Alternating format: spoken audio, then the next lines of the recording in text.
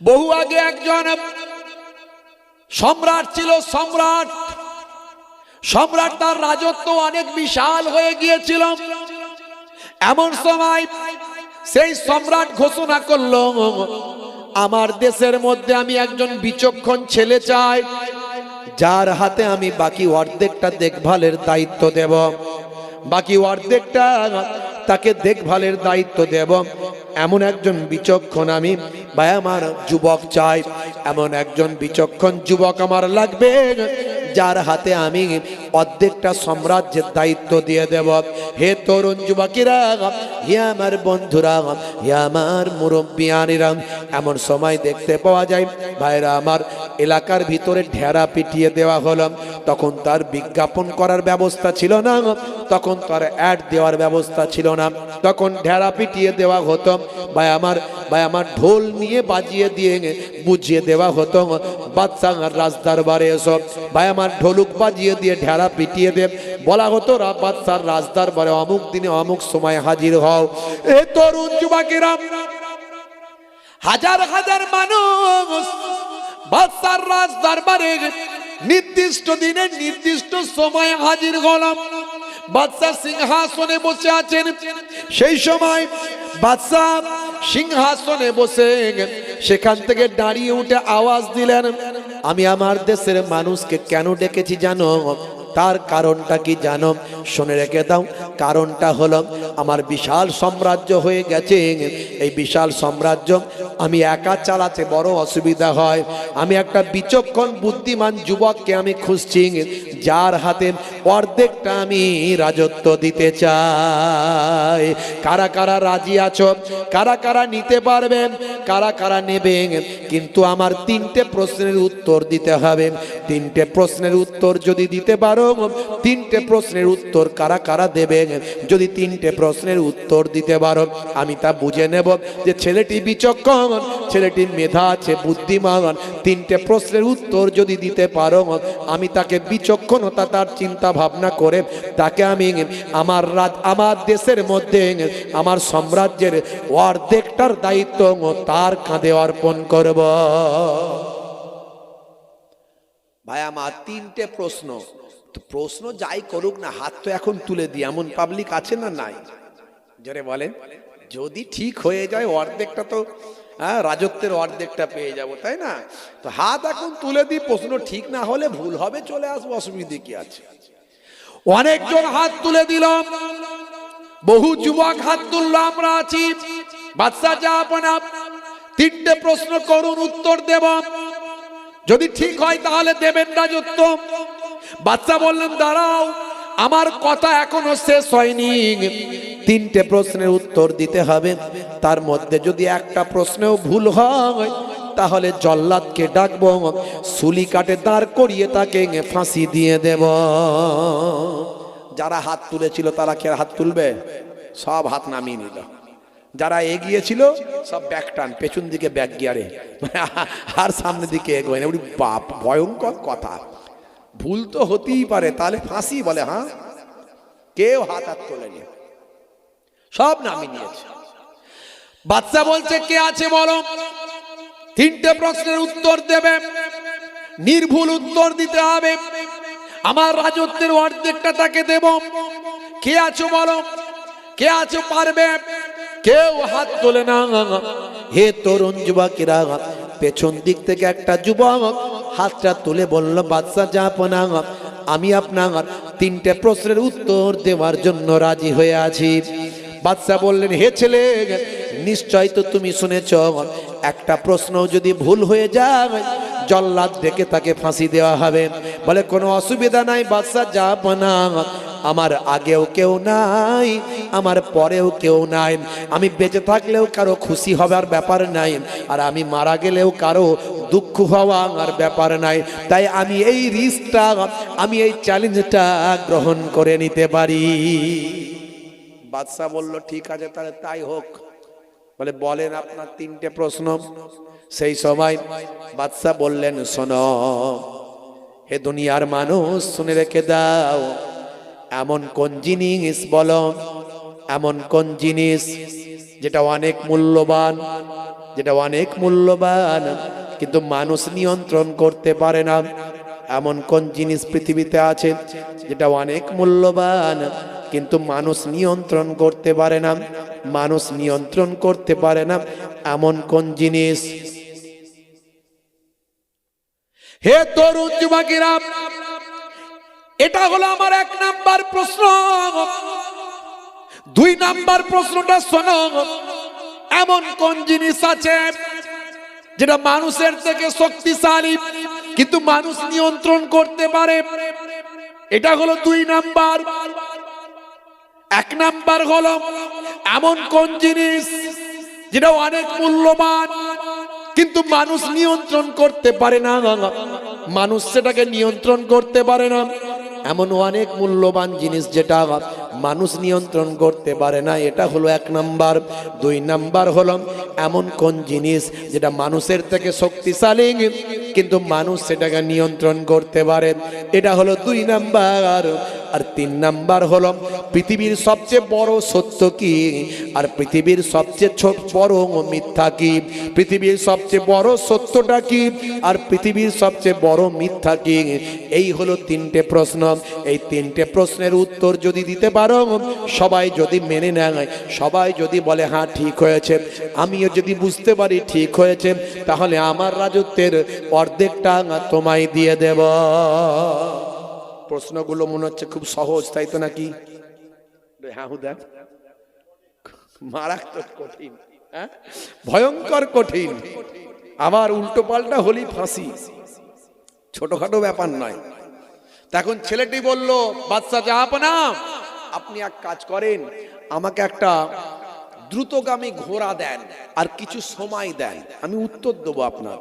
পালিয়ে যাওয়ার ব্যাপার নয়, আমি চলে আসবো, আমি উত্তরটা আপনার দিয়ে দেবো, আপনি আমাকে একটা সময় দেন। আমি চাইছি আপনি যদি আমাকে 1 মাস সময় দেন খুব ভালো হয়, তা আমি ঠিক আপনার উত্তরটা এসে দিয়ে যাব।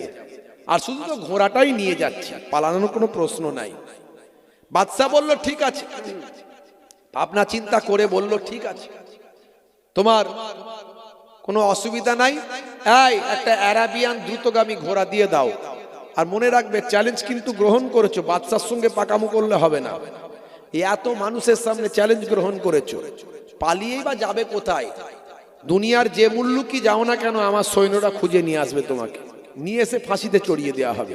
1 মাস তোমাকে সময় চাইছো, দিয়ে দিলাম, যাও। হে তরুণ যুবকেরা, বন্ধুরা আমার শোনেন, সেই যুবকটি রাজ দরবার থেকে দ্রুতগামী ঘোড়াটা নিয়ে বেরিয়ে গেল।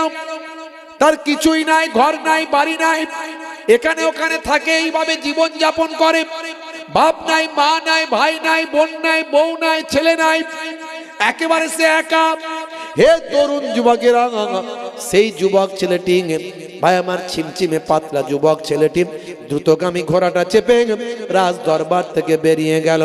অনেকেই মনে করেছিল মনে হয় ছেলেটা আর কোনোদিন ফিরবে না।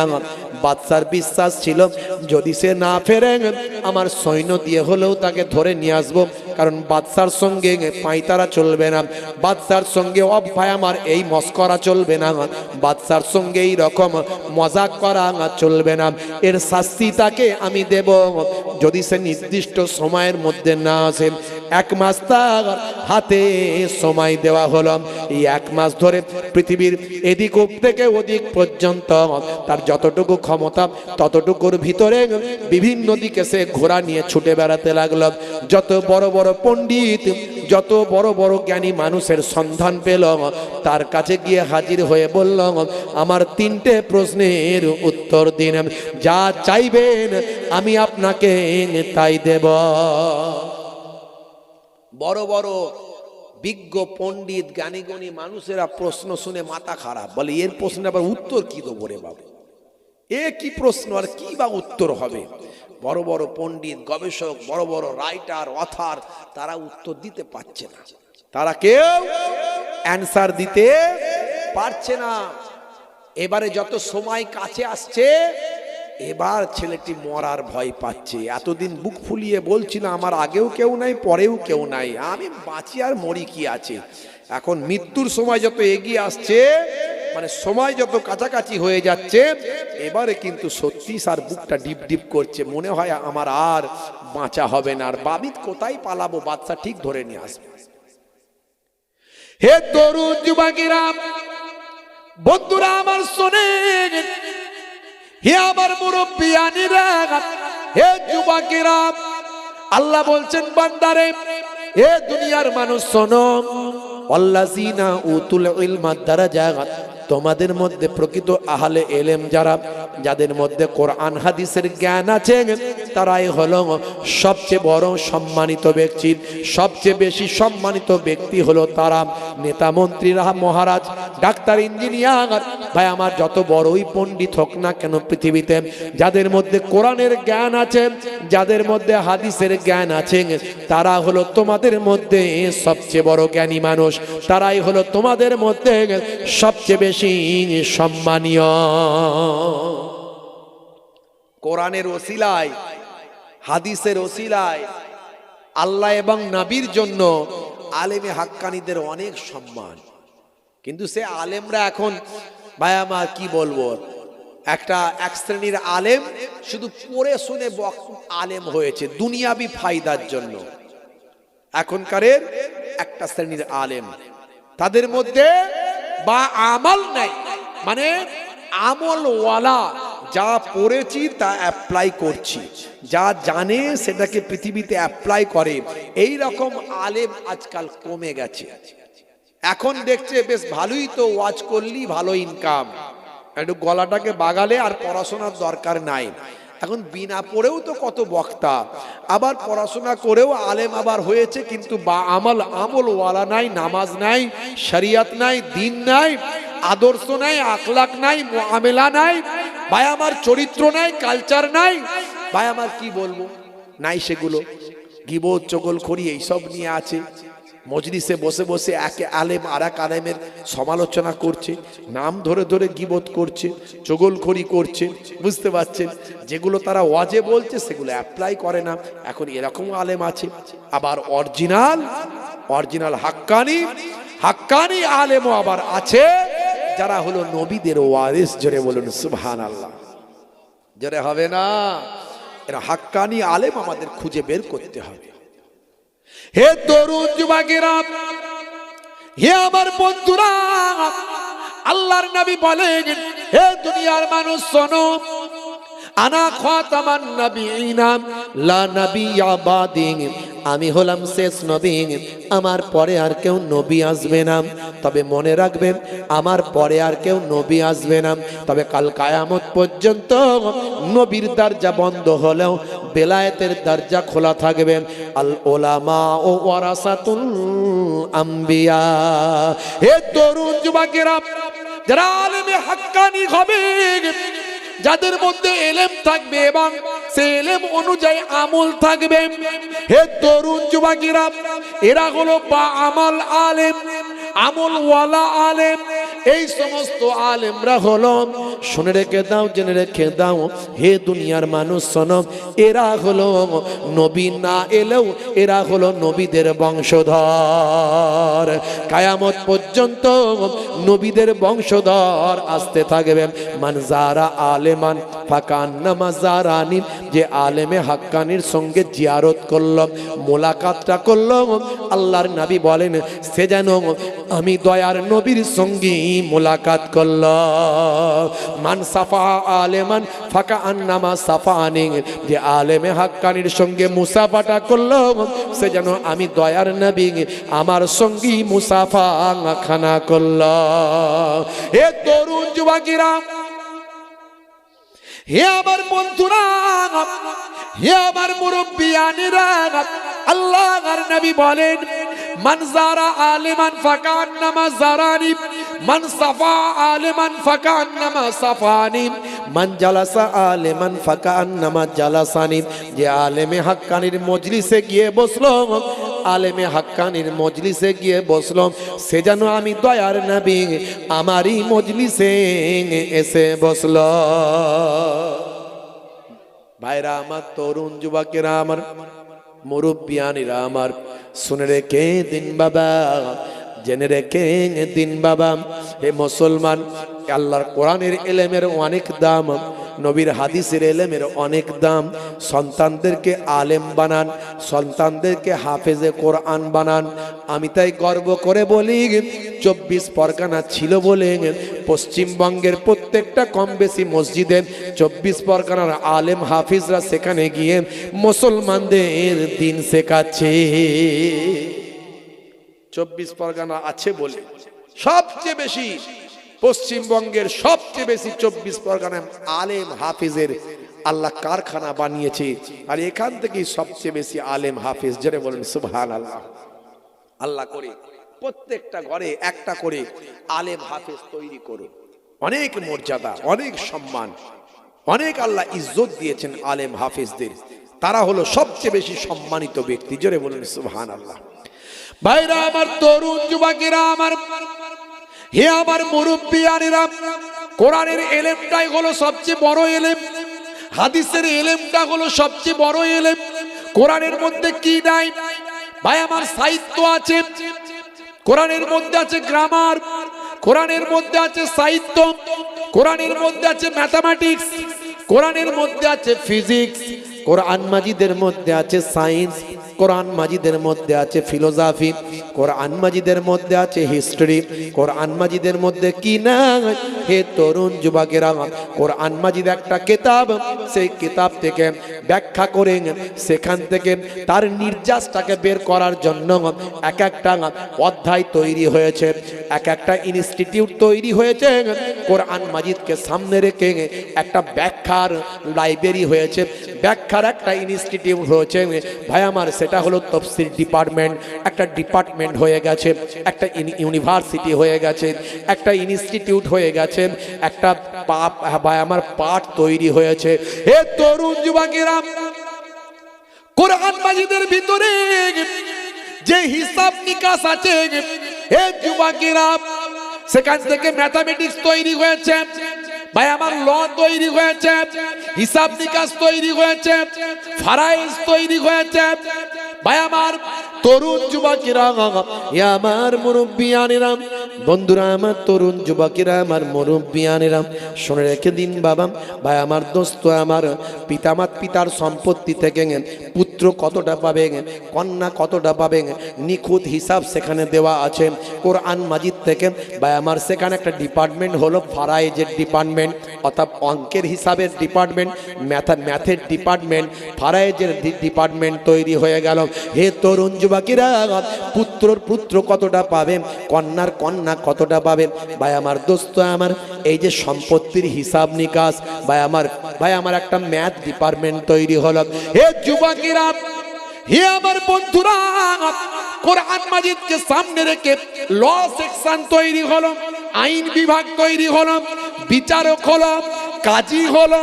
ভাই আমার, হে যুবকেরা, হে আমার মুরব্বিয়ানেরা, শুনে রেখে দিন বাবা, জেনে রেখে দেন, কোরআন মাজিদকে সামনে রেখে কোনটা হারাম, কোনটা হালাল, কোনটা জায়েজ, কোনটা না জায়েজ, কোনটা চলবে, কোনটা চলবে না, কোন কাজটা করা যাবে, কোনটা করা যাবে না, এইভাবে একটা ইসলামিক ল সেকশন তৈরি হয়ে গেল।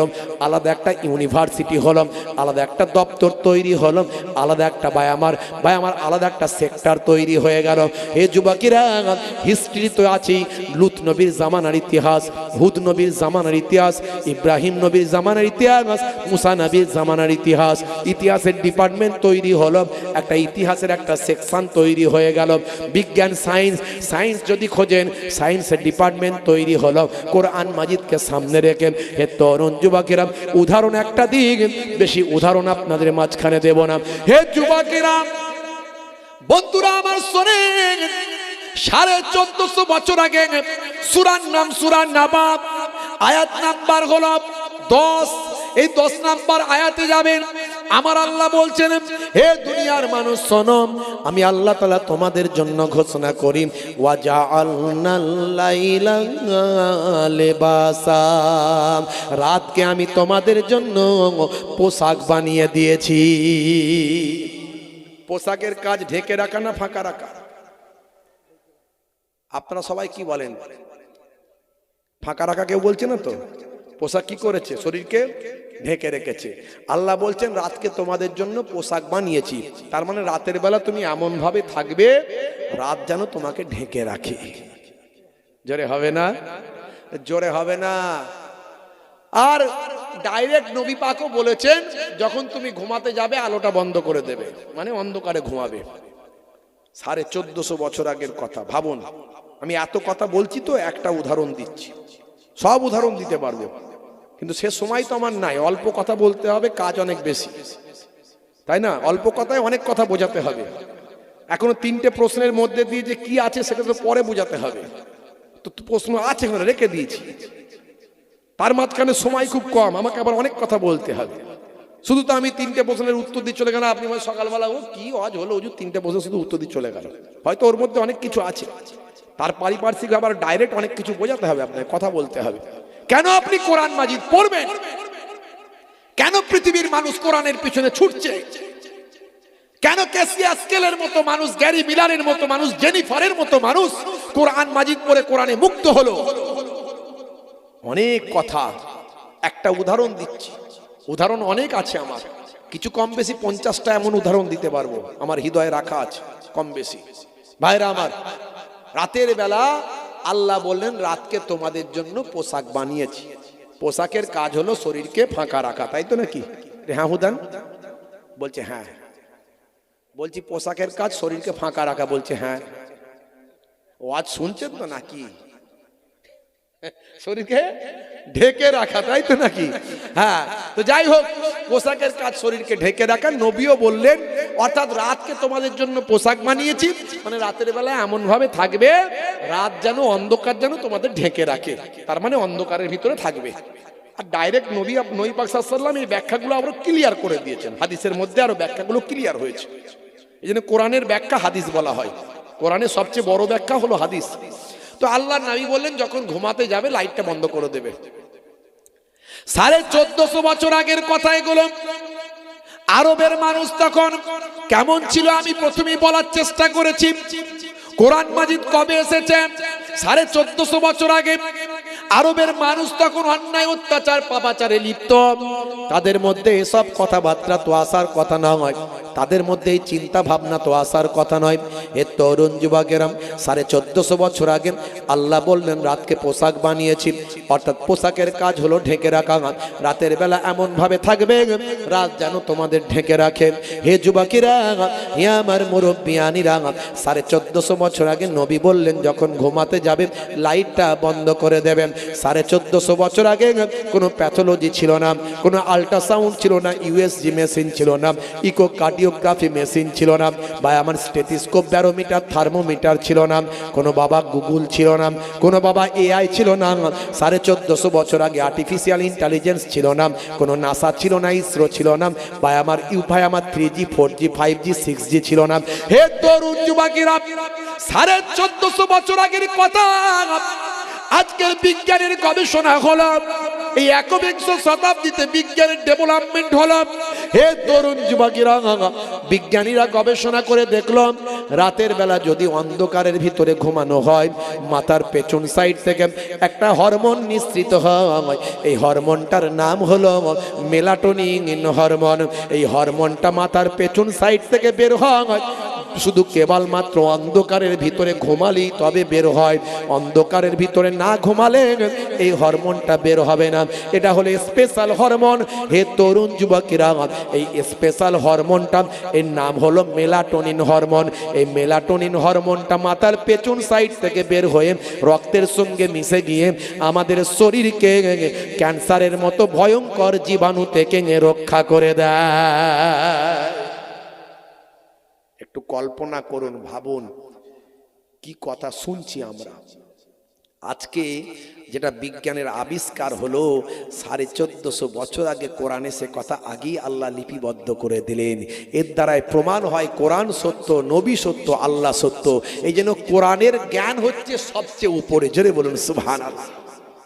বিজ্ঞান এখনো সারা বিশ্ব ব্রহ্মাণ্ডে যা আছে তার 1% আবিষ্কার করতে পারেনি। আর কিছু মানুষ বিজ্ঞান বিজ্ঞান করে লাপায়, বলে বিজ্ঞান যা বলেছে ওটাই ঠিক, বাকি সব ভুল। হ্যাঁ, বিজ্ঞান বলেছে নাকি বানর থেকে মানুষ, আগে নাকি মানুষের লেজ ফেস ছিল, এ ডাল থেকে ও ডাল ছুটে ছুটে বেড়াতো, তাই তো নাকি? তাহলে আমাদের পূর্বপুরুষরা তাই করতো নাকি? এ ডাল থেকে ও ডাল ছুটে ছুটে বেড়াতো, বানরের মতো লাপাতো, তাই তো নাকি? বলে বানর থেকে আস্তে আস্তে নাকি মানুষ হয়ে গেছে। কিছু যুবক ছেলে বলে তাই ভালো, ওটাই ঠিক। হ্যাঁ, এই হুজুরদের কথা ভুল, কোরআন আবার ঠিক বলে নাকি? কোরআন বলে ধর বাবু, সব কথা ঠিক নয়। আমার আল্লাহ তাআলা কম বেশি আজ থেকে ৯০০০ বছর আগে পৃথিবীর বুকে বিনা পিতায় বিনা মাতায় আমার আল্লাহ কুদরতি ক্ষমতায় ভাই আমার প্রথম নিজের মাটির পুতলা থেকে, মাটি থেকে, পানি থেকে শুরু করে ভাই আমার আপনার বিভিন্ন রকম উপাদান দিয়ে, ৫টা উপাদান দিয়ে আমার আল্লাহ প্রথম হযরতে আদম নবীকে পুতলা বানিয়েছিলেন। সেই পুতলা তৈরি আজও হয় দেখবেন রাস্তাঘাটে, কিন্তু রূহ নাই। আমার আল্লাহ রূহ দান করে আদম নবীর নাকের ভিতর থেকে শরীরের ভিতরে রূহটাকে দিলেন। পরবর্তীকালে অনেক ঘটনা, সেই রূহটা দিয়ে আমার আল্লাহ আদম নবীর জন্মদান করে দিলেন। জোরে হবে না ভাইরা আমার? জান্নাতে তৈরি করেছিলেন আমার আপনার নবী হযরতে আদম আলাইহিস সালাতু ওয়াস সালামকে, আদি পিতা। পৃথিবীর বুকে আমার আল্লাহ পাঠালেন আজ থেকে কম বেশি ৯০০০ বছর আগে, জান্নাত থেকে বের করে দিলেন। ইতিহাস বলছে। হে তরুণ যুবকেরা, হে আমার বন্ধুরা, এই জন্য কোরআনের ইলম সবচেয়ে বড় ইলম। হে যুবকেরা, সেই কোরআনের জ্ঞান একটু অর্জন করুন। বাচ্চা বেলায় একটু সন্তানদের কোরআনের ইলম দিন, কোরআনের জ্ঞান দিন।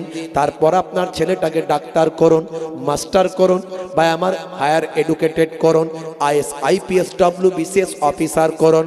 এই কয়েকদিন আগে আপনারা দেখেছেন হায়দ্রাবাদের ছেলেটা, নাম হলো মুস্তাফা হাসমি, বাচ্চা বেলায় হাফেজে কোরআন হয়েছিল, আল্লাহর কোরআন মাজিদটা মুখস্থ করেছিল।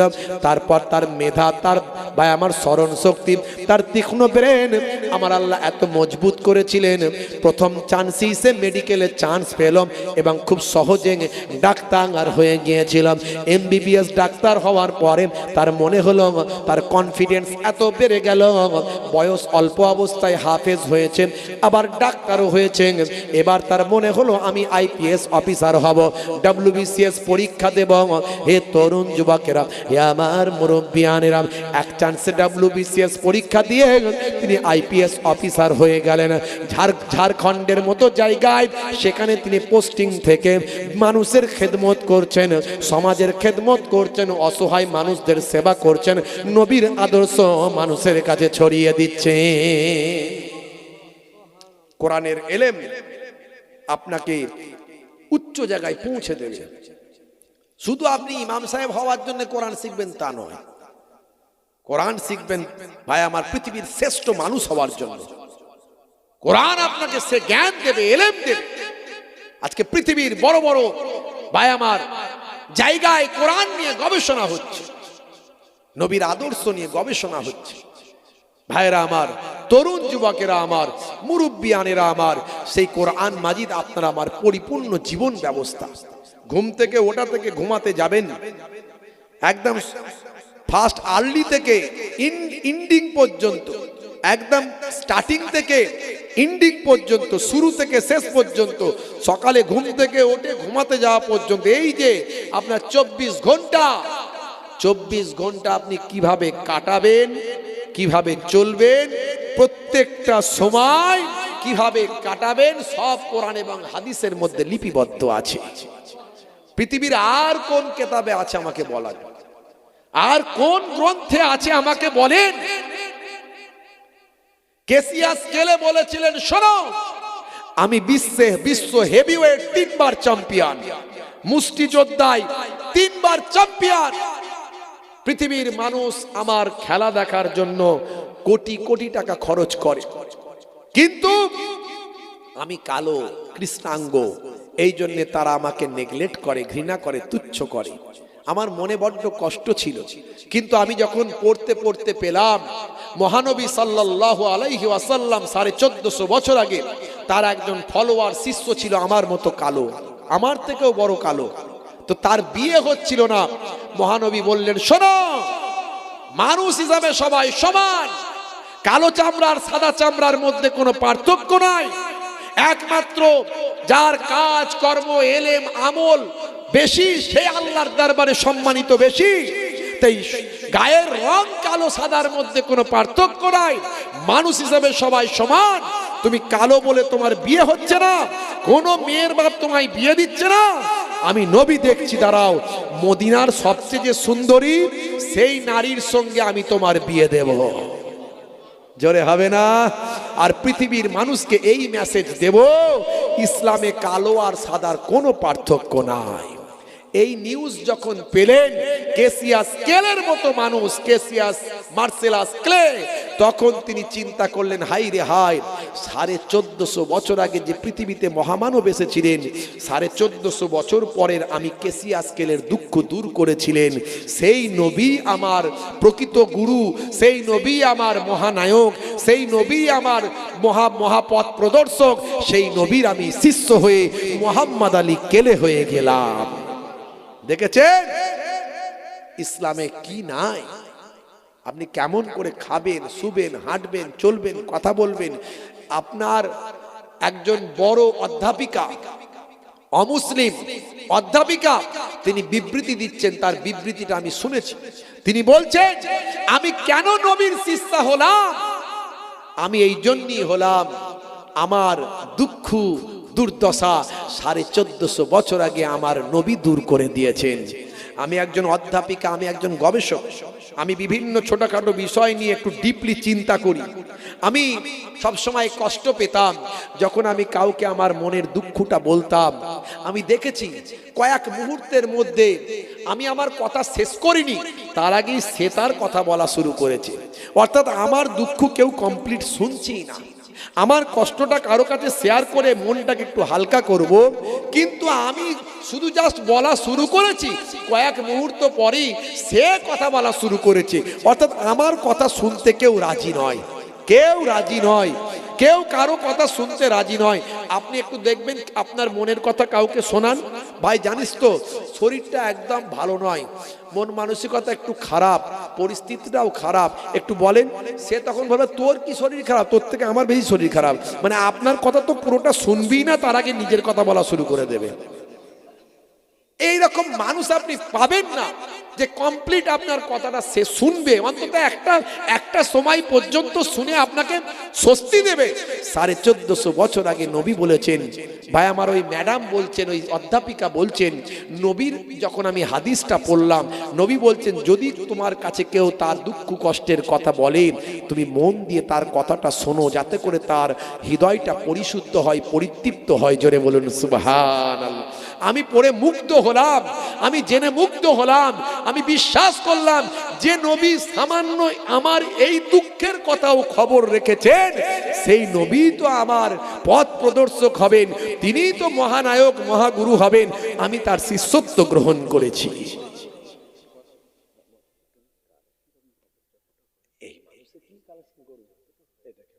কথা তো শেষই হলো না, তাহলে কি হবে এখন? পরে ভাইকে দিয়ে করাবো, সবচেয়ে ভালো। আমি সময় লেগে যাবে, সময় আমার তো, তাহলে কথাগুলো আর বলা হবে না, আর কি করবো? কালেকশনের মধ্যে একটা পরিস্থিতি আছে, একটা সেই তৈরি করতে হয়। সেগুলো মুখে বললি লোককে দেবে না, লোকে বললি দেবে না, এটা সঙ্গে সঙ্গে। আমি তখন ভাইরা বলছিলাম, আমি বললাম ভাইকে দিয়ে করবেন, বলে দিয়েছিলাম তখন আমি। দরুদ শরীফ আল্লাহুম্মা, করতে হয় সেভাবে পরিবেশ তৈরি করতে হয়। হুট করে বললি লোকে দেবে না, মন বের করা সহজ নাকি?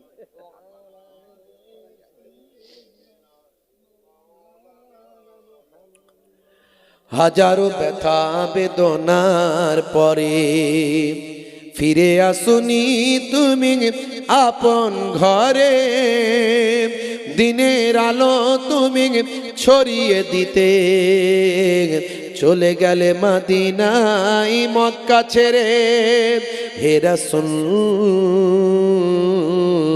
তোমাকে ভুলি আমি কেমন করে? জোরে হবে না, জোরে হবে না।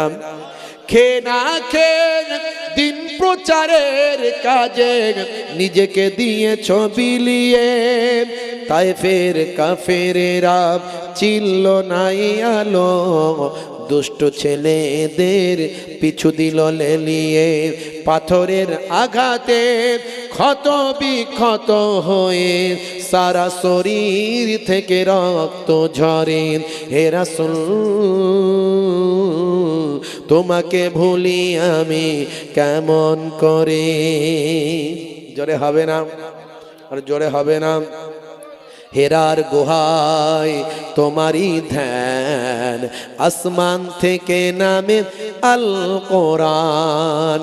হেরার গুহায় তোমারই ধ্যান, আসমান থেকে নামে আল কোরআন। ভাঙলো সবার ভুল তোমারই পরে, আসলো কোরআনের ছায়া তলে। খালিদ ওমর আলী আবু বকর ইসলামী ঝান্ডা নিল যে তুলে। আল আমিন তুমি ছিলে যে সদা সকল মানুষের তরে। হে রাসূল তোমাকে ভুলি আমি কেমন করে। হে রাসূল তোমাকে ভুলি আমি কেমন করে। আল্লাহুম্মা সাল্লি আলা।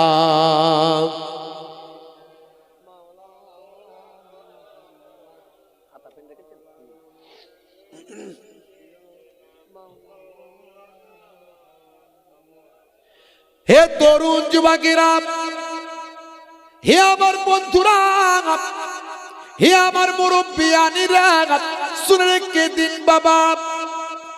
এমন সময় ছেলেটির হাতে সময় কম, সংক্ষেপে বলি, লম্বা চওড়া নয়, বেশ ভাই আমার আর মাত্র কয়েকটা দিন বাকি আছে, হাতে গোনা কয়েকটা দিন মাত্র বাকি আছে।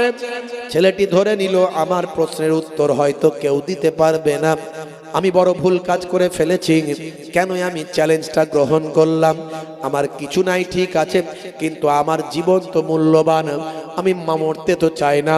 ছেলেটি বড় কষ্ট পেল, দুঃখ পেল, মরুভূমির উপর ভ্রান্তভাবে ঘুরতে শুরু করলাম। বিভ্রান্তের মতো ঘুরতে ঘুরতে মরিচিকার মতো একটা ছোট্ট কুঁড়ে ঘর দেখতে পেলাম। হে তরুণ যুবকেরা, সেই কুঁড়ে ঘরটার দিকে যতটা যায় যেন মনে হয় ঘরটা আরো পিছিয়ে চলে যায়। অনেক দূর যাওয়ার পরে দেখে সত্যি কুঁড়ে ঘরের সামনে এসে হাজির হলাম। এসে দেখে হাই রে হাই, এসেছিলাম বড় আশা যদি এখান থেকে আমার উত্তরটা পাওয়া যায়। এসে দেখে একজন বৃদ্ধ মানুষ, একজন দরবেশ মানুষ, উস্কো খুস্কো চেহারা, কুঁড়ে ঘরের সামনে বসে বসে একটা পাত্রেতে তার দুধ আছে, সেই দুধটাই একবার বিড়ালকে খাওয়ায়, একবার নিজে সেখান থেকে খায়, একবার পোষা বিড়ালকে খাওয়ায়, একবার নিজে সেখান থেকে খায়। হায় রে হায়, বিড়ালের সঙ্গে যে খাবার খায় এরকম উস্কো খুস্কো মানুষ আমার প্রশ্নের উত্তর দিতে পারবে না। ঘোড়া থেকে নামতে গিয়ে মনে মনে করছে আর নামবো না, চলে যায় বলে আবার চলে যেতে যাচ্ছে। কিন্তু ওই দরবেশ মাথা নিচু করেই বসেছিলেন, সেখান থেকে আওয়াজ দিয়ে বলেন, হে যুবক, এলে যখন চলে যাচ্ছ কেন? নামো, কথা বলো, চলে যাচ্ছ কেন? বলে বাপরে বাপ, এ তো আমার দিকে ভালো করে তাকায়নি, কিন্তু দেখে নিয়েছে, বুঝে নিয়েছে, দেখি কি হয়, দেখি কি অবস্থা। বলে নামলো।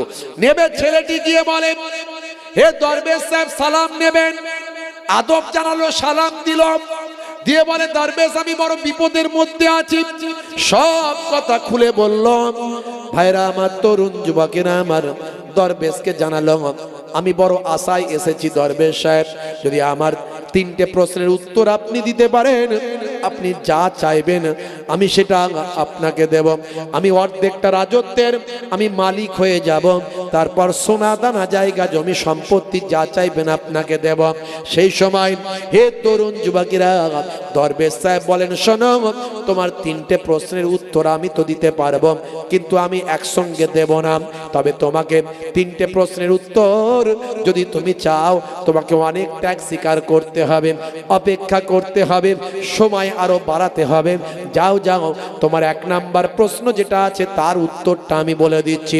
এত সহজ প্রশ্ন পৃথিবীর কোনো মানুষ তোমাকে দিতে পারলো না। এত বড় বড় পণ্ডিতের কাছে গেছো, তারা কিন্তু দিতে পারলো না। শোনো, তোমার সহজ প্রশ্নের উত্তরটা আমি তোমাকে দিই। হে বাবা ছেলে শোনো, তোমার 1 নাম্বার প্রশ্ন ছিল এমন কোন জিনিস, যে জিনিস খুবই মূল্যবান কিন্তু কেনা যায় না, কিন্তু কেনা যায় না। এত মূল্যবান জিনিস পৃথিবীর মানুষ কেউ তাকে কিনতে পারবে না, এটা কোন জিনিস? হে যুবক শুনে রেখে দাও, যাও তোমার বাচ্চাকে গিয়ে বলবে এই জিনিসটা হলো যা অনেক মূল্যবান কিন্তু কেনা যায় না, এটা হলো সময়, এটা হলো টাইম, এটা হলো ওয়াক্ত। যাও যাও যাও, যা গিয়ে তোমার বাচ্চাকে বলে দেবে টাইম হলো অনেক মূল্যবান, সময় হলো অনেক মূল্যবান, কিন্তু সময়কে কেউ কিনতে পারে না। তখন ছেলেটি আনন্দিত হলো, আরে বাপ রে বাপ, আমার তো উত্তর সঠিক দিয়েছে। বলে দরবেশ সাহেব শুক্রিয়া শুক্রিয়া, ধন্যবাদ, আলহামদুলিল্লাহ, আপনি যা চাইবেন তাই আপনাকে দেব। তো আর দুটো বলেন। বলে আর দুটো হবে না। বলে সর্বনাশ, আর দুটো হবে না মানে? বলে হ্যাঁ, এই একটা গিয়ে আগে বলে তুমি বাচ্চার কাছ থেকে আরো টাইম বাড়িয়ে নাও, সময় বাড়িয়ে নাও। চলে গেল বাচ্চার কাছে, বাচ্চা সেখানে বসে আছেন। এতগুলো দিন পার হয়ে গেছে, ছেলেটি আসেনি। হে তরুণ যুবকেরা, হে আমার মুরব্বিয়ানিরা, সবাই আনন্দিত হলো। বাচ্চার সামনে গিয়ে সালাম দিয়ে আদব জানিয়ে বলল, বাচ্চা সালামাত, আপনার 1 নাম্বার প্রশ্নের উত্তর নিয়ে এসেছি। বলে কি উত্তর? বলে আপনি বলেছিলেন যে এত মূল্যবান, পৃথিবীর সবচেয়ে বেশি মূল্যবান, অথচ তাকে কেনা যায় না, কোনো মানুষ কিনতে পারে না। সবচেয়ে বেশি মূল্যবান জিনিস কিন্তু তাকে কেনা যায় না, সেটা কি? সেটা হলো সময়। আপনার অ্যান্সারটা হবে সময়, আপনার অ্যান্সারটা হবে টাইম। বাদশা সালামাত আনন্দিত হলো, তুমি ঠিক বলেছ। সবাই সভা পরিষদের সবাই বলল ঠিক বলেছ। বাকি প্রশ্নের উত্তর কয়? বলে বাকি প্রশ্নের উত্তর কিছুদিন সময় লাগবে, আপনাকে আমার সময়টা কিছুদিন বাড়িয়ে দিতে হবে। বাদশা সালামাত বলল, যাও যাও, তোমার সময় আরো কিছুদিন বাড়িয়ে দিলাম, অতদিন পর্যন্ত, এই টাইম পর্যন্ত তোমার সময় দেওয়া হলো। তবে মনে রাখবে, একটাও যদি উত্তর ভুল হয় ফাঁসি কাস্টে তোমায় ঝোলাবো। বাদশা বলল, ছেলেটির বুদ্ধি আছে, ঠিক উত্তর নিয়ে এসেছে বটে। ভাই আমার, আবার বেশ কয়েকটা দিন কেটে গেল, আবার দরবেশের কাছে গিয়ে হাজির। দরবেশের কাছে, খুব সংক্ষেপে আমি বলছি, ছোট করে বলছি, একদম লম্বা চড়া নয়, শর্টকাটে বলছি। দরবেশ সাহেব ভাই আমার আনমনে বসে বসে কি যেন পড়ছেন, কি যেন করছেন। গিয়ে সালাম দিয়ে দরবেশকে বললেন, দরবেশ সাহেব আমি এসে হাজির হয়েছি, বেয়াদবি গুস্তাকি মাফ করবেন, আমার 2 নাম্বার প্রশ্নের উত্তরটা দেন। 2 নাম্বার প্রশ্নের উত্তরটা দিলে বড় খুশি হব, আর আপনি যা চাইবেন আপনাকে দেব। দরবেশ বলে, না আমার কিছু চাওয়ার নাই, আমার কিছু পাওয়ারও নাই, আমি বাবা ফকির ফোকারা দরবেশ মানুষ, তো দেখতেই পাচ্ছ কোথায় আছি। তোমার উত্তরটা হলে তুমি স্বস্তি পাবে, তুমি আনন্দিত হবে, তুমি খুশি হবে। যাও, তোমার 2 নাম্বার প্রশ্ন ছিল মানুষের থেকে শক্তিশালী, মানুষের থেকে শক্তিশালী, কিন্তু কেউ তাকে নিয়ন্ত্রণ করতে, মানুষ তাকে নিয়ন্ত্রণ করতে পারে। তোমার 2 নম্বর প্রশ্ন ছিল এটা কোন জিনিস, এটা কোন জিনিস যা মানুষের থেকে শক্তিশালী কিন্তু মানুষ সেটা নিয়ন্ত্রণ করতে পারে। এটা হলো তোমার 2 নাম্বার প্রশ্ন, মানুষের থেকে শক্তিশালী কিন্তু মানুষ কন্ট্রোল করতে পারে কোন জিনিস, এটা তুমি প্রশ্ন করেছিলে। যাও হে বাবা যুবক, তোমার এই প্রশ্নের উত্তর হলো নাফস। আমাদের শরীরের ভিতরে যে নাফস আছে, সেই নাফস হলো মানুষের থেকে শক্তিশালী। একটা বিশাল বড় ব্যক্তিত্ব সম্পন্ন মানুষকে ধ্বংস করে দিতে পারে। এই নাফসের মোহে পড়ে, নাফসের নির্দেশ শুনে, নাফসের খেয়াল এসে নিজের জীবনকে ধ্বংস করলাম। ভাই আমার, ধুলোর সঙ্গে মিশে গেল, মাটির সঙ্গে বিলীন হয়ে গেল। আকাশচুম্বী সম্মান কয়েক মুহূর্তে ধ্বংস হয়ে যাবে যদি নাফসের কথা অন্যায় পথে ধাবিত হয়ে যায়। নাফস ভাই আমার বিরাট শক্তিশালী, কিন্তু মানুষ ইচ্ছা করলে সেই নাফসকে কন্ট্রোল করতে পারে। যেমন নাফসকে কন্ট্রোল করে আল্লাহর ওলিরা হয়েছে। যাও গিয়ে বাদশা সালামতকে বলো যে আপনার 2 নাম্বার প্রশ্নের উত্তর পেয়েছি। বলে হুজুর আর একটা প্রশ্নের উত্তর বলে দিলে তো মিটেই যেত, তার তাড়াতাড়ি তো সমস্যা মিটে যেত।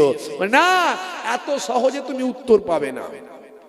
আবার চলে গেল, আবার 2 নাম্বার প্রশ্নের উত্তর দিল, তারা সবাই খুশি হয়ে গেল।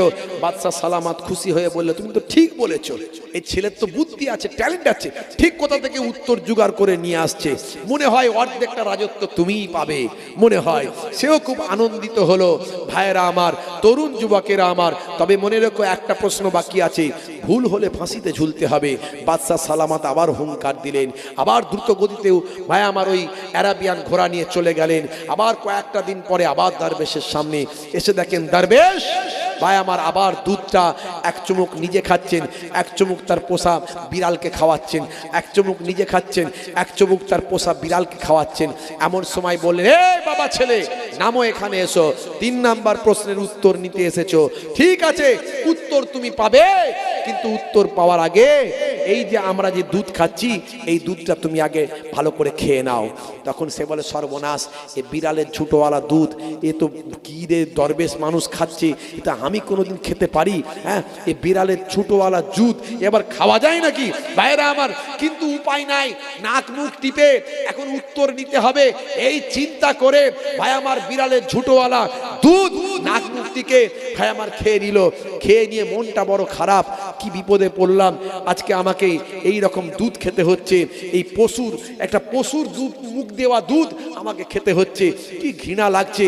কিন্তু তারপরও হুজুর বললেন, দরবেশ বললেন, শোনো হে যুবক, শুনে রেখে দাও, তোমার মধ্যে আছে অহংকার, তোমার মধ্যে আছে তাকাব্বরি, তোমার মধ্যে আছে আমিত্ব, তোমার মধ্যে আছে লোভ, তোমার মধ্যে আছে লালসা। আমি তোমাকে একটা পশুর ঝুটা ওলা মুখ দেওয়া আমি দুধটা খাইয়ে তোমার ওই সমস্ত অন্যায়গুলো তোমার হৃদয় থেকে বের করার চেষ্টা করলাম। তবে শোনো, তুমি কিসের পিছনে ছুটছো, কিসের পিছনে ছুটছো? তোমার 3 নাম্বার প্রশ্ন ছিল, হে যুবক শোনো, পৃথিবীর সবচেয়ে বড় সত্য কি, পৃথিবীর সবচেয়ে বড় মিথ্যা কি? হে যুবক শুনে রেখে দাও, উত্তরটা নাও আর জীবনটা পরিবর্তন করো, উত্তরটা নাও আর জীবনটা পরিবর্তন করো। হে যুবক শুনে রেখে দাও, পৃথিবীর সবচেয়ে বড় সত্য হলো, পৃথিবীর সবচেয়ে বড় সত্য হলো মৃত্যু। তোমাকে মারা যেতেই হবে, তুমি যত বড়ই যাই হও না কেন তোমার মৃত্যু হবে, এটা হলো পৃথিবীর সবচেয়ে বড় সত্য। আর পৃথিবীর সবচেয়ে বড় মিথ্যা, সেটা হলো জীবন। এই জীবনের লোভ লালসা, এই যে হায়াত, আরো চাই আরো চাই, আরো বড় হব, আরো মহান হব, আরো গাড়ি বাড়ির মালিক হব, এই জীবন তুমি পরিচালনা করছো। আজকে তুমি সাম্রাজ্যের মালিক হতে চাও, এই জীবন হলো সবচেয়ে বড় মিথ্যা। হে যুবক শোনো, তুমি সাম্রাজ্যের মালিক হয়ে যাও, কিন্তু তুমি মিথ্যার দিকে ছুটে চলেছ। ছেলেটির মনটা খারাপ হয়ে গেল, তাই তো কথা, কবে মরে যাব গ্যারান্টি নাই, কিন্তু আমি সাম্রাজ্যের জন্য ছুটছি, আমি ক্ষমতার জন্য ছুটছি, আমি রাজত্বের জন্য ছুটছি, অর্ধেকটা পাবো বলে আমি ছুটে বেড়াচ্ছি, অথচ এটা তো চরম মিথ্যা। আমি এখনই বেঁচে আছি, এখনই মারা যেতে পারি, সব আমার শেষ হয়ে যাবে, আমার সব সাম্রাজ্য শেষ হয়ে যাবে। মনটা বড় খারাপ। হুজুরের আদর্শে মুগ্ধ হলেন, হুজুরের আখলাকে মুগ্ধ হলেন, দরবেশের আখলাকে মুগ্ধ হলেন, দরবেশের কাছে মনটা খারাপ করে বসে রইলেন। দরবেশ বললেন, যাও, যা করবে পরে সিদ্ধান্ত তোমার, সিদ্ধান্ত তোমার হাতে, কিন্তু বাদশা সালামতকে তোমার উত্তর দাও, না হলে সে তোমার প্রাণ নিয়ে নেবে। যাও, প্রাণ নেওয়ার মালিক আল্লাহ, কিন্তু তোমাকে ফাঁসি কাস্তে ঝোলাবে। যাও, চলে যাও, বাদশা সালামতকে উত্তর দাও। চলে গেলেন। বাদশা সালামতকে গিয়ে বললেন, বাদশা সালামত, সালাম নেবেন, আপনার শেষ প্রশ্ন উত্তর নিয়ে এসেছি। বলেন, এসেছো ফিরে? ভেবেছিলাম হয়তো আসবে না, হ্যাঁ আমি পালাবো না বলেছিলাম, আমি আপনার কাছে এসেছি, তবে আপনার শেষ প্রশ্নের উত্তরটা শুনুন। হে বাদশা জাহাপনা, আপনার 3 নাম্বার প্রশ্ন ছিল, পৃথিবীর সবচেয়ে বড় সত্যটা কি আর পৃথিবীর সবচেয়ে বড় মিথ্যাটা কি? শুনে রেখে দেন হে বাদশা সালামত, তিন নাম্বার প্রশ্নের উত্তর হলো পৃথিবীর সবচেয়ে বড় সত্য হলো মানুষের মৃত্যু, আর পৃথিবীর সবচেয়ে বড় মিথ্যা হলো মানুষের জীবন। হে তরুণ যুবকেরা, মৃত্যু আমাদের অবধারিত হবে, কখন মৃত্যু হবে কেউ জানে না, এটা সদা সত্য, সবচেয়ে বড় সত্য, এ সত্যের কাছে আর কিছু নাই। আর সবচেয়ে বড় মিথ্যা, মানুষ জীবন নিয়ে সবসময় ব্যতিব্যস্ত থাকে, জীবনের মোহে মানুষ ছুটে বেড়ায়, জীবনের মোহে মানুষ মরীচিকার মতো দৌড়ায়, জীবনকে সুন্দর করার জন্য মানুষ কত না কত কিছু করে, এটাই হলো সবচেয়ে বড় মিথ্যা। কখন মানুষ মারা যাবে কেউ সেটা জানে না। বাদশা সালামত বলল তোমার উত্তর সঠিক, সবাই মেনে নিল। বাদশা সালামত এমন সময় নিজের গলা থেকে ভাই আমার মতির হারটা খুলে ছেলেটির গলায় যখন দিতে যাবে, ছেলেটি বলল বাদশা সালামত আপনার প্রশ্নের উত্তর দিয়েছি, এখন আর আমার এসব কিছু লাগবে না। বলে কি বলো? অর্ধেকটা রাজত্ব তোমাকে দেব। তখন বাদশা সালামত বলছেন, যখন ছেলেটি বলে ও বাদশা জাহাপনা অর্ধেকটা রাজত্ব আমার আর লাগবে না, আমার জীবন জিন্দেগি বদলে গেছে, জীবন হলো সবচেয়ে বড় মিথ্যা, সেই জীবনের পেছনে আমি আর ছুটতে চাই না, আমি অতি সাধারণভাবে জীবন যাপন করে আমার গুরু, আমার যিনি গুরু, আমার পথ প্রদর্শক, আমার যিনি শেখ, আমার যিনি হুজুর, সেই দরবেশের আদর্শের পথে আমি চলতে চাই। জোরে হবে না? আমি আপনাদের কাছে এই দ্বারাই কি বোঝাতে চাইলাম, আল্লাহর কোরআন রাসূলের হাদিসের পথে আসুন, যে যে অবস্থায় আছে আল্লাহর কাছে শুকরিয়া আদা করুন, লোভ লালসা অহংকার তাকাব্বুরি এসব থেকে দূরে থাকুন, আদর্শ মানুষ হন, আল্লাহ আল্লাহ করুন, আল্লাহর নির্দেশের পথে চলুন, জীবনটা ধন্য হয়ে যাবে। আমার আল্লাহ আপনাকে আমাকে কবুল ও মঞ্জুর করে নেবেন, পৃথিবীর মানুষ স্যালুট করবে, আর মারা যাওয়ার পরে ফারিস্তারা স্যালুট করবে। জোরে বলুন সুবহানাল্লাহ। জোরে হবে না? আপনাদের খেদমত থেকে বিদায় নেব, হাতে মাত্র 10টা মিনিট সময়। একটু যদি ভাইরা আমার, আপনাদের যে সম্পদ, যেটা জীবন, মানে যেটা মিথ্যা, যেটা সবচেয়ে বড় মিথ্যা, মানে সেটাই তো সম্পদ, সেটাই তো জীবন, যে জীবন নিয়ে আমরা ব্যস্ত, যে অর্থ নিয়ে আমরা ব্যস্ত, আমরা সবসময় অর্থ বাড়াতে চাই, গাড়ি বাড়াতে চাই, জমি বাড়াতে চাই, জায়গা বাড়াতে চাই, ভাই আমার সম্পদ বাড়াতে চাই, কারবার বাড়াতে চাই, দোকান বাড়াতে চাই, ভেরি বাড়াতে চাই, সেটাই তো আমাদের জন্য সবচেয়ে বড় মিথ্যা, এটাই হলো জীবন। সেটা কখন চলে যাবে, কখন জীবন প্রদীপ শেষ হয়ে যাবে, সেখান থেকে কিছুটা এই রকম দিনের মাহফিলে যদি অল্প, ওটা তো মেলাই ভালো করে দিলে ভালো হতো, কথা ঠিক না বল? আমি আপনাদের এখানে বলছি মানে আপনাদেরকে বলছি তা নয়, এটা সব জায়গায় ভাইরাস ছড়িয়েছে, সব জায়গায়। আমি একটা জায়গা পাচ্ছি না যেখানে জলসা শুধু জলসার মতো হচ্ছে, লোকে জলসায় বসছে, কিছু শুনবো, জানবো, বুঝবো, আমল করব, এই চিন্তা ভাবনা নিয়ে জলসা দিচ্ছে, তা হচ্ছে না। এই জন্য আমাদের পরিবর্তন আসছে না। এই কদিন আগে এই হারুয়ার ওখানে একজন ছেলে ভাই আমার তার বউকে পিটিয়ে মেরে ফেলেছে, গলা টিপে মেরে ফেলেছে, দেখেছেন আপনারা? ভাইরাল হয়েছে। একটা যুবক ছেলে সামান্য 30 টাকা না 50 টাকার জন্য বউকে গলা টিপে মিটিয়ে মেরে ফেলেছে। তা আমাদের ওয়াজে তার মানে পরিবর্তন হচ্ছে না। এই হারুয়া মানে তো আমাদেরই জায়গা, কত ওয়াজ আমরা করেছি, পরিবর্তন হবে কি করে? ওয়াজ তো এখন ওয়াজ শোনার জন্য আসছে না, লোকে আসে একটু হুজুরের হাসি কাশি কি বলছে একটু ইদিক উদিক করবো, যেখানকার কথা সেখানে ঝেড়ে রেখে দিয়ে চলে যাব। মেলায় খাবো, ফুচকা খাবো, পান খাবো, তিরঙ্গা গুটকা, মাঝে মাঝে সিগারেটের টান, সেখানে চালিয়ে দিয়ে ধোঁয়া উড়িয়ে গল্প গুজব করে ফোন নাম্বার নিয়ে বন্ধুর সঙ্গে দেখা করব, বান্ধবীর সঙ্গে দেখা করব। সব আজকে শ্বশুর বাড়ি থেকে বাপের বাড়ি এসছে, আবার বাপের বাড়ি থেকে শ্বশুর বাড়ি গেছে, কত রকমের ব্যাপার স্যাপার করে হই হাই করে একটা ফুর্তি আমোজের জায়গা। এই জন্য ওয়াজে তাসির হয় না, ওয়াজ শুনে হেদায়েত হয় না। আগে একটা জায়গায় একটা জলসা হতো, ছোট হুজুর কেবলা ওয়াজ করতে আসতেন, বুঝতে পারছি, 5টা এলাকার লোক সে এক কাছে জামায়াত হতো, ওয়াজ শুনে লোকের তাসির হতো, সে হুজুরও নাই, আর সে জায়গাও নাই, সে ভক্তও নাই, সে মুরিদও নাই, বুঝতে পারছি। আজকে আমাদেরও অভ্যাস খারাপ হয়ে গেছে, আমরা মনে করছি ও মেলা দিক যাই দিক, আমি আমার মালটা বুঝে পেলি হলো, 25,000 গুনে নেবো বাবা, থুতু দিয়ে দেখার দরকার নাই। কমিটির লোকও বলছে হুজুর তোমাকে ওসব কথা বলতে হবে না, তুমি পয়সা গুনে নিয়ে চলে যাবে, মিটে গেল ঝামেলা। আমরা মেলা দিয়ে আর যাই করি সেটা আমরা বুঝে নেবো, কথা ঠিক না বল? এই জন্য আজকে আমাদের এই অবস্থা হয়েছে। রাগ করবেন না বাপ। হে তরুণ যুবকেরা, হে আমার বন্ধুরা, শুনে রেখে দিন বাবা, জেনে রেখে দেন। হে মুসলমান, আমার আপনার নবী পৃথিবীর জমিনে এসেছিলেন মানুষকে পরিবর্তন করার জন্য। পৃথিবীর মানুষ অনাচার আর অত্যাচার পাপাচারে লিপ্ত ছিল। হে তরুণ যুবকেরা, আজ থেকে যদি আপনি 1450 বছর আগে পিছিয়ে যান, 1450 বছর আগে পৃথিবীর মানুষ কুসংস্কারে আচ্ছন্ন ছিল। সেই সময়কার মানুষ বিভিন্ন অত্যাচার অনাচার পাপাচারে লিপ্ত ছিল। মাইট ইজ রাইট, যোজ্জার মূল্যক তার। বাইরা আমার, তরুণ যুবকেরা আমার, নারীরা জেনা ব্যভিচারকে কোনো পাপ মনে করতো না। একজন নারী অসংখ্য পুরুষে আসক্ত থাকতো, একজন পুরুষ অসংখ্য নারীতে আসক্ত থাকতো, তারা এটাকে পাপ মনে করতো না। কেউ ধর্ষণ করে বীরত্ব প্রকাশ করত, ধর্ষণ করাকে কোনো গুনাহ মনে তারা করতো না। খুন খারাপি করে তারা বীরত্ব প্রকাশ করত, এটাকে তারা পাপ মনে করতো না। হে তরুণ যুবকেরা, চুরি ছিনতাই করে গুন্ডামি করে তারা বীরত্ব প্রকাশ করত। আজকে তার ছোঁয়া আইয়ামে জাহিলিয়াতের অবস্থা আজকের সমাজে পড়েছে। আজকের সমাজে আইয়ামে জাহিলিয়াতের অবস্থা পড়েছে। এখনকার যুগেও কিছু মানুষ বেরিয়েছে।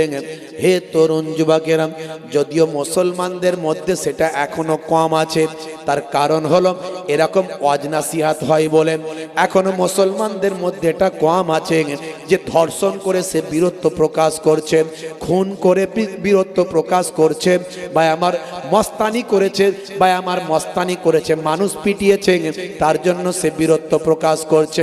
এটা মুসলমানদের মধ্যে এখনো কম আছে। তার কারণ হলো ওয়াজ-নাসিহাত বা আমার ইসলামের নীতি আদর্শের কথা এখন মানুষের কাছে পৌঁছে দেওয়া হচ্ছে। এখনো এই সুযোগটা এখনো আছে বলে এটা চলছে।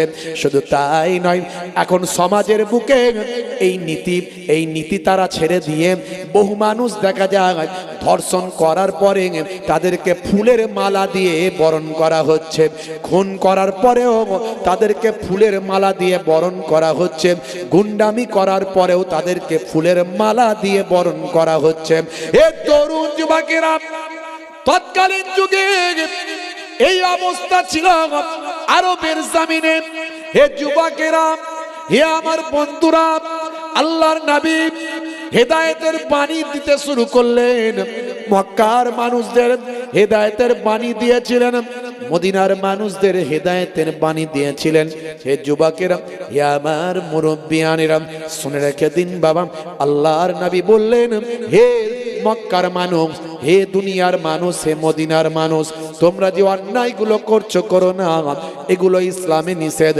আমার আল্লাহ এগুলো নারাজ। মানুষ হিসাবে সবাই সমান, মানুষকে ভালোবাসো, মানুষকে কষ্ট দিও না, নারীদের সম্মান করো, নারীদের ইজ্জত করো, নারীদের সঙ্গে খারাপ আচরণ করো না, নারীদের সঙ্গে খারাপ ব্যবহার করো না। ধর্ষণ জেনা ব্যভিচার করলে মহাপাপ হবে, এটা জঘন্য পথ। কোরআন মাজিদে আমার আল্লাহ বানি ইসরাইলের মধ্যে সূরা বানি ইসরাইলের 32 নম্বর আয়াতে বললেন, হে তরুণ যুবকেরা, আল্লাহর নবী শুনিয়ে দিলেন, যাও যাও, আল্লাহর নবী শুনিয়ে দিলেন, এই দুনিয়ার মানুষ শোনো, আমার আল্লাহ জানিয়ে দিয়েছেন, লা তাকরাবুজ জিনা, তোমরা জিনার ধারে কাছে যেও না, ইন্নাহু কানা ফাহিশাতান, নিশ্চয় জিনা হলো জঘন্য কাজ, জিনা হলো নিশ্চয় জঘন্য কাজ, ওয়াসা সাবিলা, এটা হলো পাপের রাস্তা, এটা হলো অন্যায়ের রাস্তা। তোমরা না না জিনা ব্যভিচারের মধ্যে তোমরা লিপ্ত হয়ো না। হে তরুণ যুবকেরা, বন্ধুরা আমার শোনেন, আল্লাহর নবী বললেন, মদ খাওয়া আল্লাহ হারাম করেছেন, হে মদিনার মানুষ, হে মক্কার মানুষ, মদ পান করো না। মদ খাওয়া আমার আল্লাহ হারাম করেছেন। আমার আল্লাহ তাআলার কোরআনের আয়াতটা নবী জানিয়ে দিলেন, ইন্নামাল খামরু ওয়াল মাইসিরু ওয়াল আনসাব ওয়াল আজলামু রিজসুম মিন আমালিশ শয়তান। খেও না বাবা, খেও না, মদ খেও না, মদ খাওয়া হলো শয়তানের কাজ। নবী আমার এই কথা যখন বলতে লাগলেন, মদিনার মানুষগুলো মদের ড্রামগুলো বাড়ি থেকে বের করে দোকান থেকে নিয়ে এসে মদিনার রাস্তায় ফেলে দিল। মদিনার রাস্তা ভিজে গেল, যেন মনে হলো আকাশ থেকে পানি হয়েছে। আল্লাহর নবীর এক কথায় তাদের জীবন জিন্দেগি পাল্টে গিয়েছিল। জোরে হবে না?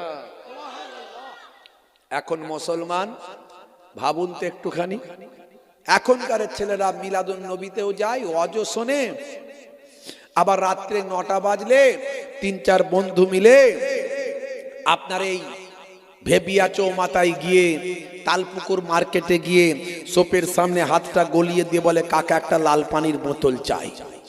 বাঁশবাগানের ধারে, নদীর পারে, পুকুরের ধারে 3-4 বন্ধু মিলে যুক্তি করে মুরগির কষা, চানাচুর ভাজা দিয়ে খায়। আবার খাবার সময় বলে, জানিস না হুজুররা বলে কিছু খেলে বিসমিল্লাহ বলতে হয়। বিসমিল্লাহ বলেছিস? খাচ্ছে মদ, বেটা বলছে বিসমিল্লাহ বলে খা। বুঝতে পারছেন ভাইরা আমার, তরুণ যুবকেরা আমার। আবার যদি কেউ বলে, হ্যাঁ রে শুনলাম নাকি তুই মদ খেয়েছিস, মদ কে বললো মদ খেয়ে? মেডিকেল জুস বল, মেডিকেল জুস, ডাক্তার খেতে বলেছে, শরীর স্বাস্থ্য ভালো হবে। এসব মদ নাকি? সব দেখছিস না কত শোরুমে বিক্রি হয়, সব গ্রিল লাগানো, শাটার লাগানো, হাইফাই দোকানে, স্ট্যান্ডার্ড সব লাইটিং করা, সেখানে ওটা মদ নাকি? মদ তো সেই নদীর গাবালে তৈরি হতো, আগুন দিয়ে পুড়িয়ে পচিয়ে এইসব করে, ওগুলো বলে মদ। এটা হচ্ছে মেডিকেল জুস বল, ভালো ভাষায় বল, মডার্ন নাম, এটা মডার্ন নাম। এটা মদ বলে না, এটা মেডিকেল জুস বলে। বুঝতে পারছেন ভাইরা আমার? আখেরি জামানা, কায়ামতের আলামত, এগুলো সব কায়ামতের আলামত। তোমার বুকে রাখো আল্লাহরই ভয়, আসবে না কোনো দিন কোনো পরাজয়, আসবে না কোনো দিন কোনো পরাজয়। জোরে হবে না সুবহানাল্লাহ? আমাকে লাগবে না, আপনি মুরব্বী মানুষ, আপনারই কে সেবা করে, আপনি আমার সেবা করছেন। ভালো আরাম করে দরুদ শরীফ আল্লাহুম্মা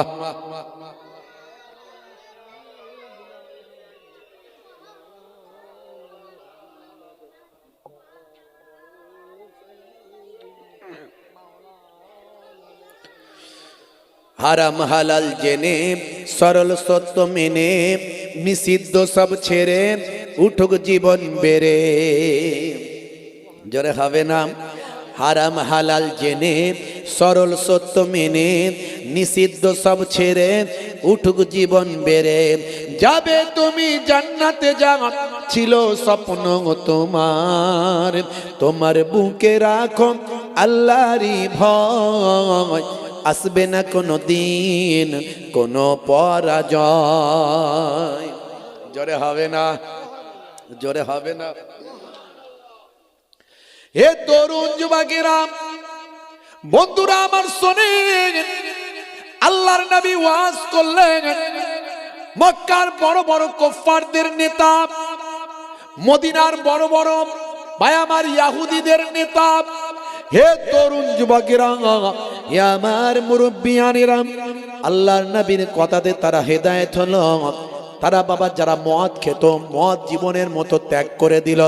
তারা জাবানে আর কখনো, জীবন চলে গেলেও আল্লাহ যেখানে হারাম বলেছেন, সেই হারাম জিনিস আর কখনো নিজেদের জাবানে ঠেকাবে না। যারা জেনা ব্যভিচার করতো, তারা জেনা ব্যভিচার করা বন্ধ করে এখন নারীর সতীত্ব কিভাবে রক্ষা করা যায়, নারী সম্মান কেমন করে করা যায়, নারীর ইজ্জত, নারীকে কিভাবে রক্ষা করা যায়, নারীর মর্যাদা কেমন করে দেওয়া যায়, নারী হেফাজতের দায়িত্বটা তারা গ্রহণ করেছিল। হে তরুণ যুবকেরা, বন্ধুরা আমার শোনেন, হে আমার মুরব্বিয়ানিরা, নবীর সাহাবারা নামাজি হয়ে গেল, আজান দিতে দেরি, তাদের নামাজ পড়তে দেরি হয় না। নামাজ তারা পড়ার পরে তারা চলে যায় মার্কেটে, কাজ করে, ব্যবসা করে। হে তরুণ যুবকেরা, হে আমার মুরব্বিয়ানেরা, ছোটদের তারা স্নেহ করে, বড়দের তারা সম্মান করে, নবীর নির্দেশনা তারা মানে, আল্লাহর নির্দেশনা তারা মানে, তাদের জাবানের দোয়াটা কবুল হয়ে যায়।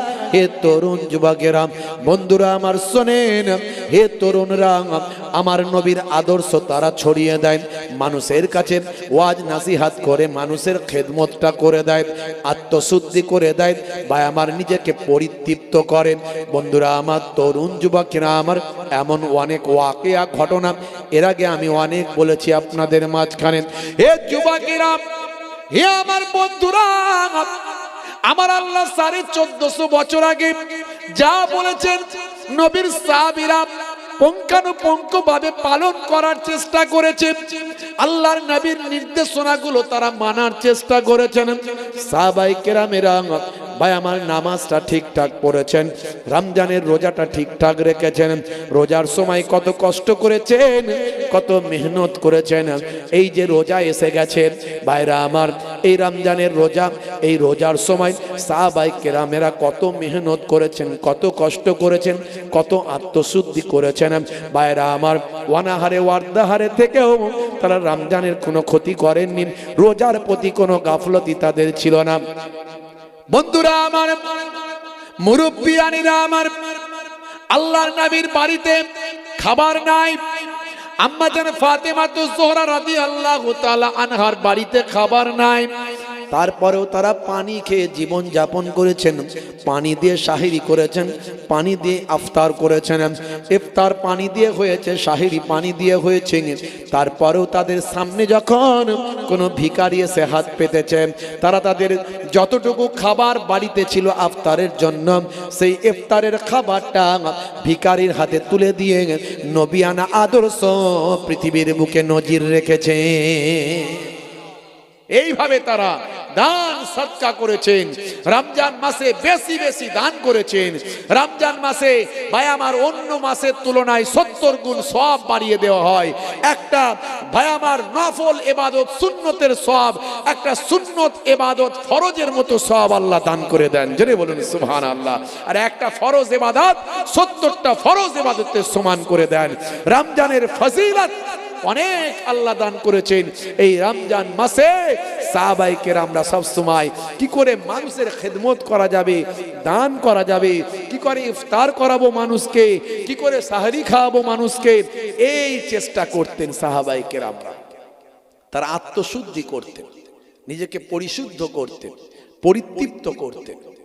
হে তরুণ যুবকেরা, বন্ধুরা আমার শোনেন, হে যুবকেরা, হে আমার মুরব্বিয়ানেরা, 1450 বছর আগের কথাগুলো, সাহাবীদের আখলাকগুলো, সাহাবায়ে কেরামদের চরিত্রগুলো, কোরআনের নির্দেশনা, হাদিসের নির্দেশনাগুলো আজকে বাবা ভাইয়েরা আমার, কেসিয়াস কেলের মতো মানুষ, টাইসনের মতো মানুষ, গ্যারি মিলারের মতো মানুষ, জেনিফারের মতো মানুষ, মাইকেল জ্যাকসনের মতো মানুষ, মিস্টার ডিউ ডেভিসের মতো মানুষ, মিস্টার ব্রেইলের মতো মানুষ। হে তরুণ যুবকেরা, হে আমার মুরব্বিয়ানেরা, শুনে রেখে দিন বাবা, রিচমন্ডের মতো মানুষ, ভাই আমার লরেন্স ব্রাউনের মতো মানুষ, পৃথিবী বিখ্যাত বিখ্যাত নায়ক আর গায়ক, খেলোয়াড়, প্লেয়ার, তারা আজকে আমার নবীর আদর্শকে নিজেদের জীবনে বাস্তবায়িত করল। নবীর জীবন, নবীর আদর্শকে নিজেদের জীবনে বাস্তবায়িত করে পৃথিবীর বুকে সেরা মানুষ হয়ে গেল। পৃথিবীর বুকে তারা সেরা মানুষ হয়ে গেল। আজকে হাসিম আমলা আপনারা দেখেছেন, তার এত বড় মুখ ভর্তি দাড়ি, তিনি ক্রিকেট খেলেন, একজন খেলোয়াড়, পৃথিবী বিখ্যাত একজন সেলিব্রিটি, তিনি কিন্তু দাড়ি রাখতে লজ্জাবোধ করেননি। তিনি বুঝিয়ে দেন পৃথিবীর মানুষকে, আমি আমার নবীর সুন্নতটা, দাড়িটা রেখেছি। আমি যখন পানি পান করেন মিস্টার হাসিম আমলা, ভাই আমার ইংল্যান্ডের অলরাউন্ডার ক্রিকেটার, যখন পানি পান করেন মাঠেতে, হাঁটু গেড়ে বসে পানি পান করে পৃথিবীর মানুষকে দেখিয়ে দেন, আমি নবীর সুন্নতের তরিকায় পানি পান করছি। নামাজের টাইম হলে, নামাজের সময় হলে তিনি ঠিক নামাজটা পড়ে নেন। নামাজ তিনি কাজা করেন না, কোনো কারণে কাজা হলেই পরে আবার পড়ে নেন, কিন্তু নামাজ তিনি ছাড়েন না। এই হলো তাদের আদর্শ। তারা পৃথিবীর শ্রেষ্ঠ মানুষে পরিণত হচ্ছে, তারা পৃথিবীর সেলিব্রিটি, তারা পৃথিবীর মানুষকে বোঝাচ্ছে, হে পৃথিবীর মানুষ, তোমরা যদি নবীর আদর্শ মেনে চলো, পৃথিবীর মানুষ তোমাকে স্যালুট করবে। হাসিম আমলা মঈন আলী খান যে টিমে খেলাধুলা করেন, সেই টিমের বাকিরা তো জিতলি শ্যাম্পেন মানে কি মদ খায়, ওই যে মেডিকেল জুস এইসব করে, এগুলো তাদের খোলা লাইসেন্স, এগুলোর মধ্যে তারা আনন্দ উপভোগ করে। কিন্তু হাসিম আমলা যখন থাকে, মঈন আলী খান যখন থাকে, তাদেরকে বলে আমরা তো একটু বুঝতেই পারছো ভাই, তোমরা একটু, তোমাদের তো চলবে না, তোমরা একটু সাইডে চলে যাও। তাদেরকে পাঠিয়ে দিয়ে তারা আনন্দ করে। তারা এই আনন্দটা এই রকম বড় বড় ব্যক্তিদেরকে সামনে করতে লজ্জা বোধ করে। তারা বলে, হে হাসিম আমলা, হে মঈন আলী খান, তোমরা তো আল্লাহর প্রকৃত বান্দা, নবীর শিষ্য, তোমরা এইসব কাজ তো করবে না, তাই তোমাদেরকে আমরা স্যালুট জানাই। পৃথিবীর বড় বড় ব্যক্তিরা আজকে তারা আমার নবীর আদর্শকে সামনে রেখে পৃথিবীর সেলিব্রিটি হয়েছেন এবং তাদেরকে পৃথিবীর মানুষ স্যালুট করে। জেনে বলুন সুবহানাল্লাহ।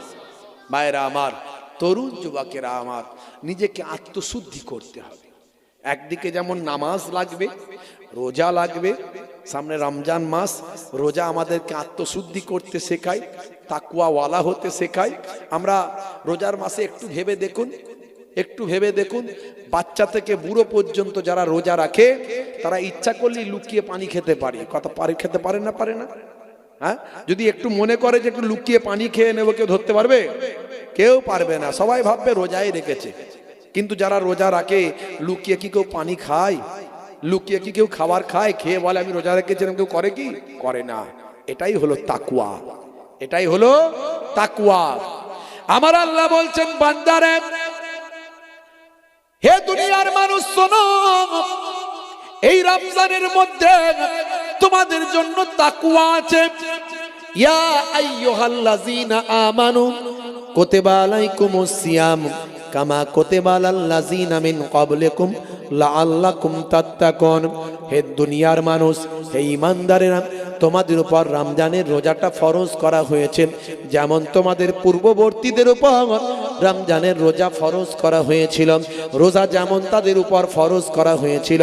ভাই আমার, দোস্ত আমার, আল্লাহ বললেন, বান্দারে, এই রমজানের রোজা তোমাদের উপর এই জন্যই দেওয়া হয়েছে যাতে তোমরা মুত্তাকি, তাকওয়াওয়ালা বান্দা হয়ে যেতে পারো, পরিশুদ্ধ হতে পারো, আত্মশুদ্ধি করতে পারো। নামাজও পড়ছে, চিটিং বাজিও করছে, আছে না নাই? দাড়িও রেখেছে, ধাপ্পাবাজিও করছে, ওজনে ঠকাচ্ছে, হিসাবে গরমিল করছে, মিথ্যা কথা বলছে, আলচেটে বাড়াচ্ছে। হে তরুণ যুবকেরা, এই যে আপনার পরিশুদ্ধতার অভাব আছে, রমজান আপনাকে পরিশুদ্ধতার শিক্ষা দেয়। হে তরুণ যুবকেরা, হে আমার মুরব্বিয়ানেরা, আপনাকে পরিপূর্ণ মানুষ হতে হবে। শুধু ইবাদত করলেই তো হবে না, তার সঙ্গে অন্যান্য জিনিসগুলোও ঠিক রাখতে হবে। একদিকে যেমন ইমানটাকে মজবুত করতে হবে। 2 নাম্বার হলো ইবাদত, ইবাদতগুলোকেও ঠিক করতে হবে। নামাজ, রোজা, হজ, যাকাত ঠিক রাখতে হবে। 3 নাম্বার আপনাকে মুআমেলাত, আপনার ব্যবহার, আচার, কালচার, কথাবার্তা, চালচলন, এগুলো সব নবিয়ানার তারিকায় হবে। এই যে হে তরুণ যুবকেরা, এইভাবে আপনার নিজের জীবনকে পরিশুদ্ধ করবেন, পরিতৃপ্ত করবেন, পরিশুদ্ধ করবেন। এইভাবে আপনি আল্লাহওয়ালা বান্দা হতে পারবে। আপনার কালচারে, আপনার ব্যবহারে মানুষ মুগ্ধ হবে, পৃথিবীর মানুষ আপনাকে স্যালুট করবে। বুঝতে পারছেন?